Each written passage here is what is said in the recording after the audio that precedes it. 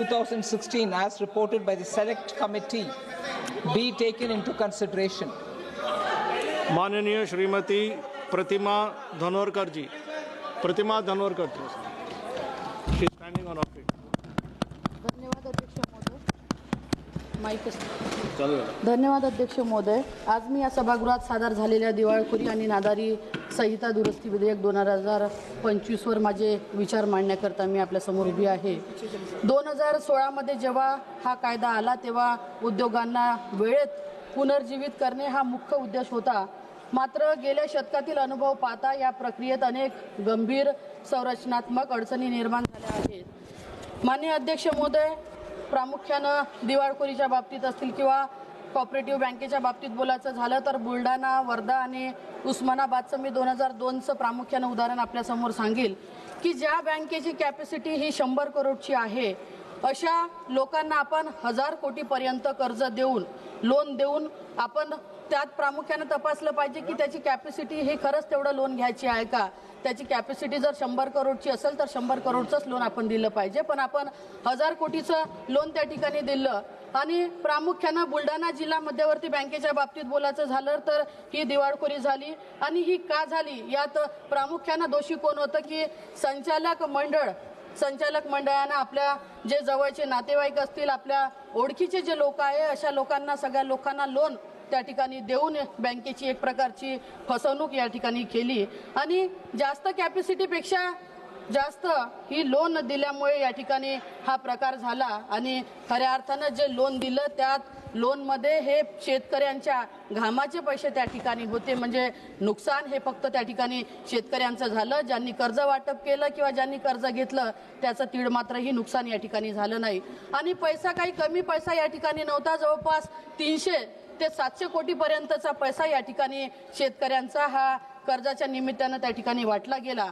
आणि यात प्रामुख्यानं दोषी कोण होतं तर त्या बँकेचे संचालक मंडळ जे काही होतं, काही अधिकारी देखील या ठिकाणी होते. आणि काही आपण पाहिलं की असे प्रकार झाले तर त्यात प्रामुख्यानं काही राजकीय लोकांचा दबाव देखील होता. आणि सगळ्याची सांगड घालून या ठिकाणी हा बुलढाणा बँकेचा विषय त्या ठिकाणी झाला. आणि पैसे अडकले कोणाचे, मेन त्यात ठेवीदार कोण कोण होते तर आपले शेतकरी असतील, लहान ठेवीदार असतील, ज्या बचत गटाच्या महिला होत्या त्या असतील, फेरीवाले किंवा छोटे उद्योजक होते ज्यांनी या ठिकाणी पैसा गुंतवला. या सगळ्या लोकांचं मोठं नुकसान या ठिकाणी झालं. आपण पाहिलं पाहिजे की आपण बँकेमध्ये जेव्हा आपण विमा काढतो, अनेक बँका अशा आहे की 5 लाखापर्यंतचा विमा आहे, ते पैसे आपण बँकेत जमा करतो. आणि ते पैसे जमा केल्यानंतर असे विम्याच्या नावावर घेतलेले हजारो कोटी रुपये हे बँकेमध्ये जमा आहे. पण जमा असलेली रक्कम जी बँकेत जमा आहे ते सरकारकडून कुठंतरी त्याचा परतावा हा झाला पाहिजे. शेतकऱ्यांना जर का खरंच त्याची गरज असेल तर ते पैसे आपण त्या ठिकाणी वितरित केले पाहिजे. आपण बघितलं असेल की या ठिकाणी माननीय अमितजी शहा यांच्याकडे सहकार खातं आहे. आणि सहकार खात्याच्या निमित्ताने त्यांनी हे खातं निर्माण केलं आणि स्वतःकडे घेतलं. सहकार म्हणजे ही काही फक्त बोलाची बाब नाही तर सहकार म्हणजे ही एक संस्था आहे, तो एक विश्वास आहे आणि ते एक नातं आहे. आणि जो या विश्वासाशी खेळतो त्याला कदापि ही माफी या ठिकाणी नाही तर त्याला शिक्षा ही प्रामुख्याने त्या ठिकाणी झाली पाहिजे. अध्यक्ष महोदय, बँकेत पैसे कोणाचे होते? ज्या शेतकऱ्यांनी स्वतःच्या पोटाला चिमटा घेऊन पै जमा केला त्या शेतकऱ्यांचे पैसे त्या बँकेत होते. ज्या महिलांनी स्वतःचे दागिने गहाण ठेवून एफड्या जमा केल्या त्या महिलांचे पैसे त्या ठिकाणी होते. ज्या लोकांनी आपल्या मुलीच्या लग्नासाठी पैसा जमा करून ठेवला त्या लोकांचे पैसे त्या ठिकाणी बँकेत जमा होते. माझ्या सरकारला सवाल आहे या ठिकाणी की आपण किती दिवस अशा चौकशा या ठिकाणी चालवणार आहात, किती दिवस जनतेला आपण या ठिकाणी रडवणार आहोत आणि किती दिवस आरोपी हे हसणार आहे आणि किती दिवस आरोपी हे मुक्त फिरणार आहे. मंत्री महोदय, आता जनतेचा संयम हा संपलेला आहे. त्याच्यामुळे ये जो खामोशी है ये तूफान बन जाएगी. आणि आज जी जनता झुकली आहे ती कधीही असलेली सत्ता ही उलटून टाकण्याची ताकद त्या जनतेमध्ये आहे. आणि हिशोब हा होणारच, तो जनतेच्या न्यायालयात होणार, हे आपण कदापिही विसरलं नाही पाहिजे. माननीय अध्यक्ष महोदय, प्रामुख्याने काही बँकेचे नाव मी या ठिकाणी आपल्याला सांगू इच्छितो. पंजाब नॅशनल बँक आहे जिने 13,000 कोटीचं कर्ज डुबवलं. त्यात नीरव मोदी आणि मेहुल चौकसी या लोकांचे प्रामुख्यानं नाव त्या ठिकाणी आहे। पीएमसी बँक होती जिने 6500 कोटीचं कर्ज घेऊन त्यांनी ते कर्ज लपवलेलं आहे। SDIL जी बँक आहे तिनं देखील दिलेलं कर्ज त्या ठिकाणी लपवलेलं आहे। यात देखील आपण बघितलं असेल की जे पेन्शनचे लोकांचे पैसे होते, फेरीवाल्यांचे पैसे होते, असे हजारो कोटीचे पैसे त्या ठिकाणी होते। येस बँक जी हजारो कोटीचं कर्ज घेऊन या ठिकाणी गेली। ICICI बँक आहे जी हजारो कोटीचं कर्ज घेऊन या ठिकाणी लंपास झाली। प्रामुख्याने या ज्या बँक आहे, लक्ष्मी विलास बँक झाली, ग्लोबल ट्रस्ट बँक झाली, सहारा इंडिया बँक आहे आणि मुंबई कॉर्पोरेट बँक या बँकेचा देखील यात समावेश आहे। याचा देखील विचार आपण या ठिकाणी नक्की केला पाहिजे। महाराष्ट्रातील सरकारच्या नावाखाली काही बँका ज्या आहे ज्या लुटीचे अड्डे बनलेले आपल्याला दिसत आहे। पीएमसी बँक जी हजारो कोटीचा घोटाळा झाला, महाराष्ट्र स्टेट कॉर्पोरेटिव्ह साखर कारखान्याच्या नावाखाली गैरव्यवहार झाला आणि बुलढाणा सेंट्रल कॉर्पोरेटिव्ह बँकमध्ये देखील शेकडो कोटी अडकले। हा केवळ योगायोग नाही तर हा एक पद्धतीचा आता पॅटर्न राबवलेला आपल्याला दिसत आहे। हा पॅटर्न कुणासाठी झाला, कुणाच्या आश्रयाखाली लोकांना लुटण्याचा हा धंदा झाला, याची देखील चौकशी आपण या ठिकाणी नक्की केली पाहिजे। माननीय अध्यक्ष महोदय, बैंकों में रखे थे सपने हमने, प्रामुख्याने मी एक शेअर या ठिकाणी म्हणू इच्छितो की बैंकों में रखे थे सपने हमने, उन्होंने उसे बाजार बना दिया, हमने भरोसा किया जिन पर, उन्होंने ही हमें कर्जदार बना दिया। माननीय अध्यक्ष महोदय, तुम्ही फक्त या ठिकाणी म्हणता की आम्ही कारवाई करू, रीतसर कारवाई करू, आपण चौकशा करता, आपण समित्या गठीत करता, मात्र जनतेचे जे पैसे परत देण्याचे पैसे आपल्याला द्यायचे आहेत ते पैसे परत देण्याची हिंमत आपल्याकडे आहे का, याचा देखील विचार आपण केला पाहिजे। याचं उत्तर आपण या ठिकाणी दिलं पाहिजे।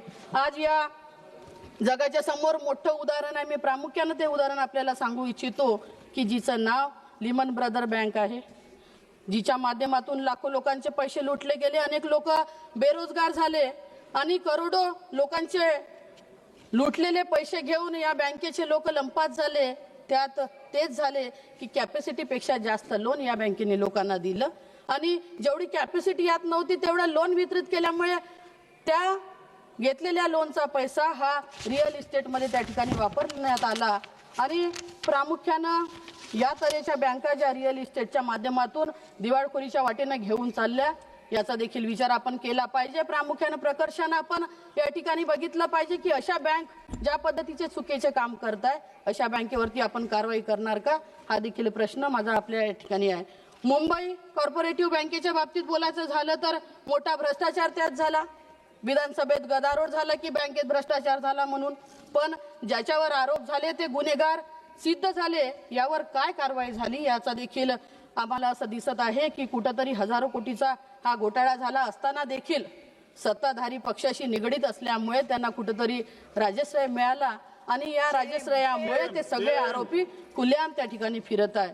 माननीय अध्यक्ष महोदय, माझी आपल्या माध्यमातून सरकारला विनंती आहे की सरकार छोट्या छोट्या उद्योगपतीचे, छोटे छोटे जे व्यापारी आहे, शेतकरी आहे, त्यांचे घरासाठी आणि व्यापारासाठी घेतलेले जे लोन आहे जर परतफेड केली नाही तर आपण त्यांच्यावर जप्ती आणतो, त्यांच्यावरती फौजदारी गुन्हे दाखल करतो। मात्र याउलट मोठ्या उद्योगपतीसाठी आपण पाहिलं की रेड कॉर्पोरेट टाकून त्यांच्यावर कुठलीही कारवाई आपण करत नाही, उलट त्यांना बाहेर पडून जाण्याची मुभा आपण या ठिकाणी देत आहोत। माननीय अध्यक्ष महोदय, म्हणून माझा आपल्याला या ठिकाणी प्रश्न आहे की या बँकेच्या निमित्ताने का होईना महाराष्ट्र हे देशाच्या अर्थव्यवस्थेचं इंजन आहे, मात्र आज हे इंजन प्रशासकीय दिरंगाईच्या रुळावर अडकलेले आहे। खासदार बैजयंत पांड्या समितीने 16 डिसेंबर 2025 रोजी एक अहवाल सादर केला होता आणि त्या अहवालात अनेक सुधारणा सुचवल्या आहे। IBC अंतर्गत 180 दिवसात निकाल काढणं अपेक्षित होतं, पण अजूनपर्यंत त्यावर कुठलाही निकाल या ठिकाणी झालेला नाही। मुंबई आणि नागपूर सारख्या NCLT खंडपीठामध्ये हजारो प्रकरणं आहे जे वर्षानुवर्ष धुडकात पडून आहे। न्यायमूर्तीची कमतरता आणि अपुऱ्या सोयी सुविधांमुळे राज्यातील उद्योगस्नेही वातावरणाला मोठा तडा गेला आहे। या विलंबाचा सर्वाधिक फटका हा महाराष्ट्रातील नवीन उद्योजकांना आणि विशेषतः विदर्भातील औद्योगिक विकासाला बसत आहे। सरकारने केवळ कायदे न बदलता ही न्याय प्रक्रिया बुलेट ट्रेनच्या वेगाने कशी चालेल याचा देखील प्रामाणिक प्रयत्न आपण या ठिकाणी केला पाहिजे। माननीय अध्यक्ष महोदय, आज अनेक प्रकरणात बँकांना केवळ 10 ते 20% रक्कम मिळते आणि उरलेली रक्कम ही 80-90% रक्कम प्रचंड मोठ्या कर्जमाफीच्या नावाखाली सोडून दिली जाते। हा जनतेच्या घामाचा पैसा आहे। या निमित्ताने मला सरकारला रोखठोक प्रश्न करावासा वाटते की विचारायचा आहे की विजय मल्ल्या, नीरव मोदी, मेहुल चोक्सी, ललित मोदी यासारख्या पडपुट्या उद्योगपतींना देशात परत आणून वसुली करण्याची आश्वासनं कुठे गेली? हे गुन्हेगार परदेशात जाऊन मोजमजा करत आहे, जनतेच्या पैशाच्या भरोश्यावर मोजमजा करत आहे। मात्र त्यांच्या कंपन्यांमध्ये काम करणारे जे हजारो कर्मचारी आहे, जे आज बेघर झाले आहे, जे रस्त्यावरती आले आहे, उघड्यावरती त्यांच्या कुटुंबाचा उदरनिर्वाहाचा सगळ्यात मोठा प्रश्न या ठिकाणी आहे। बळीराजाच्या कर्जमाफीचा डिंडोरा पेटणारे हे सरकार या मोठ्या उद्योगपतीची किती कोटीची कर्जमाफी केली याची आकडी जनतेसमोर देणार आहे का? हे आकडेवारी मांडण्यासाठी काय पावले उचलणार आहे आणि त्यांना भारतात परत कधी आणणार आहे याचा देखील उत्तर आपण या ठिकाणी दिलं पाहिजे।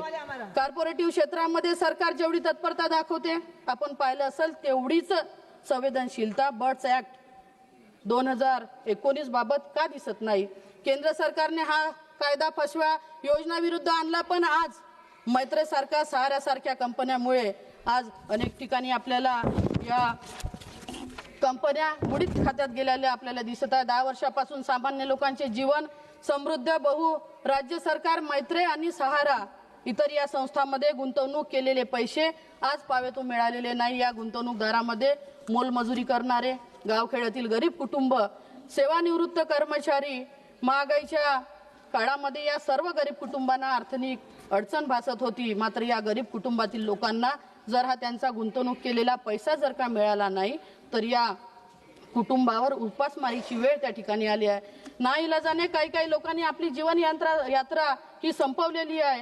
गुंतवणूक त्यांना वापरता येत नाही, हे दुर्दैवी भाग्य त्यांच्या नशिबी आलं आहे। या संकटाने या कुटुंबावर आर्थिक ताण निर्माण होऊन हजारो कुटुंब असे आहे की ज्यांची मानसिक आरोग्य देखील खालावलेले आहे। माझी या बिलाच्या निमित्ताने आपल्याला विनंती आहे की हा विषय कुठंतरी आपण लावून धरून त्या कुटुंबाला प्रामाणिकपणे न्याय या ठिकाणी नक्की दिला पाहिजे।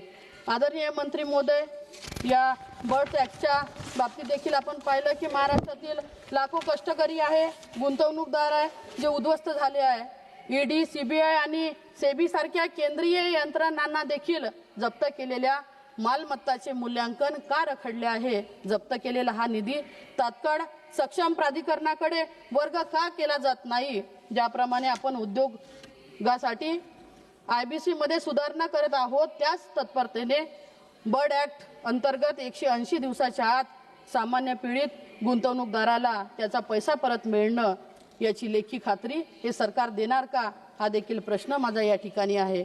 माननीय अध्यक्ष महोदय, जेव्हा एखादी कंपनी दिवाळखोरीत जाते तेव्हा तिथल्या कामगाराचे कुटुंब रस्त्यावर येते। दुर्दैवाने या प्रक्रियेत कामगाराचे थकीत वेतन आणि PF ला शेवटचे स्थान दिले जाते। या दुरुस्ती विधेयकाच्या निमित्ताने विधेयकात कामगाराच्या देण्यांना सर्वोच्च प्राधान्य हे मिळायला हवे होते, पण आपण पाहिलं की त्यांना कुठंतरी डावलून त्यांना सर्वोच्च स्थान हे या ठिकाणी मिळत नाहीये। तसेच या प्रक्रियेत जाणीवपूर्व दिरंगाई करणाऱ्या यंत्रणा आणि जबाबदार अधिकाऱ्यांचे उत्तरदायित्व निश्चित करणे हे अनिवार्य आहे। अध्यक्ष महोदय, हे विधेयक केवळ सूटबूट घालून उद्योगपत्याच्या सोयीचे न राहता ते बँका, सामान्य गुंतवणूकदार, छोटे उद्योजक आणि कष्टकरी कामगार यांच्या हिताचे असावे अशी मी मागणी या ठिकाणी करत आहे। अध्यक्ष महोदय, केवळ कायदे हे कागदावरती न ठेवता त्यातून पीडितांना प्रत्यक्ष न्याय आपण या ठिकाणी खरंच देणार आहे का याचा देखील विचार प्रामुख्याने या ठिकाणी केला पाहिजे। आता ज्या पद्धतीने मी आपल्याला सांगितलं की महाराष्ट्रातील जिल्हा सहकारी बँकेचा विषय मी आपल्याला बोलली, बुलढाणा असतील, वर्धा असतील, उस्मानाबाद यासारख्या जिल्ह्यामध्ये ज्या सहकारी बँका आज आर्थिक संकटात आहे, या बँका ग्रामीण अर्थव्यवस्थेचा कणा आहे। दिवाळखोरी जाहीर करताना किंवा रिझोल्युशन प्रक्रिया राबवताना या सहकारी बँकाच्या पुनर्जीवनाचा आणि तिथल्या सामान्य ठेवीदारांच्या सुरक्षिततेचा कायदा प्रामुख्याने करणं हे अत्यंत आवश्यक आहे। माननीय अध्यक्ष महोदय, आपण यात बघितलं असेल की आज केंद्र सरकारने जवळपास 52 मोठ्या उद्योगपतीचं कर्ज या ठिकाणी माफ केलं। केंद्राचं जे बजेट या ठिकाणी सादर झालं त्या बजेटमध्ये 8 लाख करोड रुपये आपण माफ केले. मुठभर उद्योगपतीचे कर्ज माफ करण्यासाठी सरकारकडे पैसा आहे, मात्र मुठभर पेरून जो पोतभर कमावतो, जो जगाचा पोशिंदा आहे, ज्या पोशिंद्याच्या भरोशावर आपण आपलं दैनंदिन जीवन या ठिकाणी जगत आहोत, अशा शेतकऱ्यांचं कर्ज माफ करण्यासाठी शासनाकडे पैसा नाही. यापेक्षा दुसरी शोकांतिका ही आपल्याला होऊ शकत नाही. म्हणून माझी आपल्या माध्यमातून सरकारला विनंती आहे की ज्यांना कर्जमाफी करण्याकरता पैसा नाही अशा शेतकऱ्यांचा देखील विचार आपण या ठिकाणी केला पाहिजे. राज्यातील शेती ही आधीच गंभीर संकटात सापडलेली आहे. वाढता उत्पादन खर्च, बाजारातील अनिश्चित भाव, नैसर्गिक आपत्ती, पिकांचे नुकसान आणि कर्जबाजारीपणामुळे शेतकरी ह्या पूर्णपणे आर्थिकदृष्ट्या कोलमडून गेलेला आहे. अनेक शेतकरी कर्जाच्या ओझ्याखाली दबलेले आहे.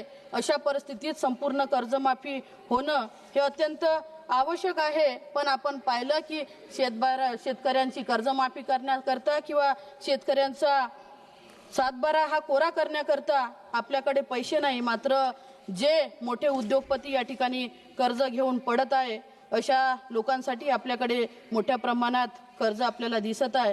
माननीय अध्यक्ष महोदय, या ठिकाणी मी प्रामुख्यानं काही विषय आपल्याला बोलू इच्छित आहे की ज्या पद्धतीनं केंद्र सरकारनं हा सगळा विषय या ठिकाणी घेतला. मुंबईच्या बाबतीतही मी आपल्याला आता सांगितलं. आणि मुंबईच्या बाबतीत बोलत असताना जे छोटे छोटे लोक आहे, प्रामुख्यानं बचत गटाचा विषय मी आता बोलली की बचत गटाच्या महिला या जिल्हा बँकेच्या माध्यमातून कशा पद्धतीनं काम करत आहे.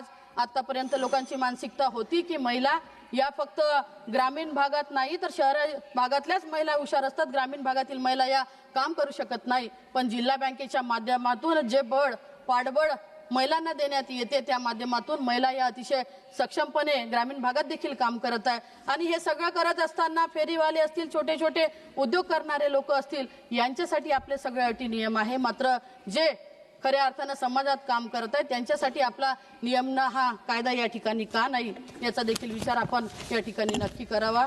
माननीय अध्यक्ष महोदय, धन्यवाद. आपण बोलण्याची संधी या ठिकाणी मला उपलब्ध करून झाला.